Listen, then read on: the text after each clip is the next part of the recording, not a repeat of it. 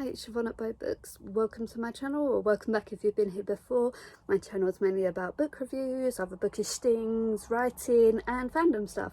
So I hope you enjoy that sort of content. Let me know in the comments below. Today's hair bow, because I always talk about my hair bows, is one I think I got from Hot Topic. It's like Beauty and the Beast inspired. Also my jumper, I think it's either Nudic or Primark, I'm not too sure right now. But I got it because it was like basically the ace flag in a jumper, and if I wear like a black hat or something, it is the ace flag. Primark didn't know that they were making an ace jumper. So today's book is Rose Interrupted by Patrice Lawrence. For some reason I did not make the connection when I saw this cover that she, even with that thing, that she wrote Orange Boy, which I know I've seen on like young adult shelves for ages, but I've not really been interested in, I'm afraid to say. So this was actually my first foray into Rose Interrupted. I did talk about this in a book haul I had. I think it was the POC LGBT one. I thought this was going to be like a cult story. Like I always go to, like, my brain just goes Yahweh burn Yahweh, but like, you know, the Jamestown stuff and all that sort of stuff. So I thought it was going to be a bit like that, coming out of that sort of thing. But Rose and her little brother Rudder are actually part of a group called the Pilgrims, and from what I could see, it was kind of more of a cohesion between things like the Jamestown cult and like the Amish or something. Like, that's not to be disrespectful to the Amish in that way, but it was kind of more their values, but like the doctrination, it seemed a bit more cultish. So it wasn't actually a cult they were part of, it was like this way of life that kind of fitted into real life in some aspects. So basically, well, it says religious sect, so like, yeah, kind of bridging the gap a little bit, I think. So they have been out of their religious sect, the Pilgrims, for about 2 years before the start of this novel. And Rose, the main character, well, kind of Rose and Rudder both have a lot of narration, like it alternates between the two. Yeah, Rose is 17, she's nearly 18, she's been seeing this boy, he wants to get a lot more physical than she does, he's really into the idea of getting a photo of her topless. She's, you know, she's not really comfortable with it, but she knows that the best way for her to move on from the religion, like the sect, is to do these things, and she thinks that she's being smart, and I think they call it worldly wise by doing it. Whereas Rudder he's missing the structure of the Pilgrims so much, but he keeps doing little things that don't really resonate with the sect. So, you know, he used to read Harry Potter, and part of the storyline is they got thrown out of the sect because they found his Harry Potters and they burnt them in front of the kids when their mum was away somewhere. Like, the whole community was there, and the boy Rudder, he stuck his hands in the fire trying to save his books, which I totally understand Rudder, but that situation shouldn't have happened anyway. But that situation led to a lot of social workers and like other people infiltrating their part of the religious sect, and they got excommunicated because of that. So he just wants to go back, you know, but he doesn't want to let go of his love of Harry Potter. He finds comfort in it. He seems very young, and it does get acknowledged he is 13, but he acts a lot younger because the way he was brought up, he didn't get exposed to a lot of things. And sorry, I feel like I'm going to say this. And he expects like things to be the way he expects them to be, really. So like, even seeing his sister in leggings, because that's not how she was brought up to be, that's a sin, you know. He's very dogmatic and black and white in his perspective, whereas Rose is just like, I think she's trying to be someone she's not because she thinks that's how she fits in. But at the same time, she has loves for things that are a little bit out there for even the worldly wise. I don't know if you can see the picture. She's got pink hair. She does a lot of pink eyeliner, eyebrows and stuff like that. She really loves like bright colours. She calls herself Fairy Kai. I think that's how you say it. K-E-I? Kai? Ki?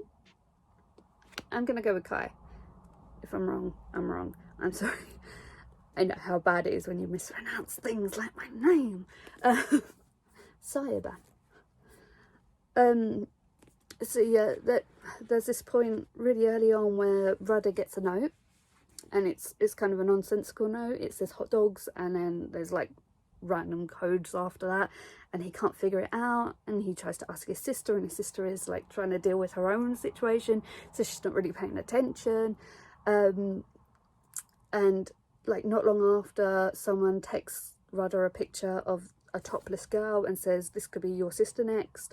And he starts freaking out. He doesn't know what to do about it. Meanwhile, his sister has posted one of those photos, and then the boyfriend has stopped talking to her, so they're both trying to deal with their own things. And on top of that, their mum is working like every hour that she possibly can for a very small one-bed flat in London, above a kebab shop, right next to a hostel. It doesn't sound like a very nice place to live, but that is all they can afford, and even then they can't really afford it. And it's slightly not legal for them to be there either, like they're subletting. Like, there's all this money worry as well that Rose is kind of privy to, but Rudder isn't. Their dad also has quite a bit of money, but he's very limited in what he will give them because he's still part of the pilgrim community. He's still, you know, very deep into it. But Rose decides, you know, for financial reasons and because she feels so hurt by what happened with her boyfriend, she's going to go back to the sect.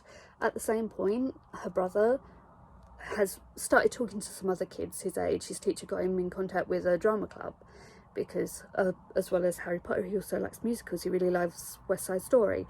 And he asked one of the kids, like, what should I do about this thing that got sent to me? And they said, what thing? And instead of thinking and saying, I got sent an inappropriate photo, he sends the photo on, and that causes a lot of issues at the school. Police get involved. They're talking about social workers again. It leads to drama in the sect because, you know, obviously Rudder's never going to come back if he's behaving this way, and should Rose be back and all this other stuff. So it gets really intense, and you know, there's a lot of issues dealing with it. Because it's not just the religious aspects and, you know, what is acceptable in society, but it's also, you know, how far do people go with this sort of thing, and, you know, what constitutes a crime, because, you know, it's a crime for him to have distributed a photo, but only if the person who sent it to him was also a minor. Otherwise that person was, it gets really convoluted. Like, the amount of research that Patrice Lawrence has done into both the religious groups and also into all this legal stuff and all the stuff that's out there right now as well for like this sort of situation, like cyber bullying, cyber distribution, all that sort of thing.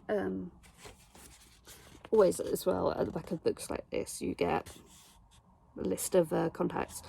There was some, I think, in Wonderland and Black Flamingo for definite, and also Loveless by Alice. Like, most of my books have like a list of reference points for the issues that get raised in the books. Anyways, the story, as much as it is about the family going back into the religious sect or not, and how, you know, how they feel about the outside world versus the world they were raised in and the people that they've always known versus the people they're getting to know now.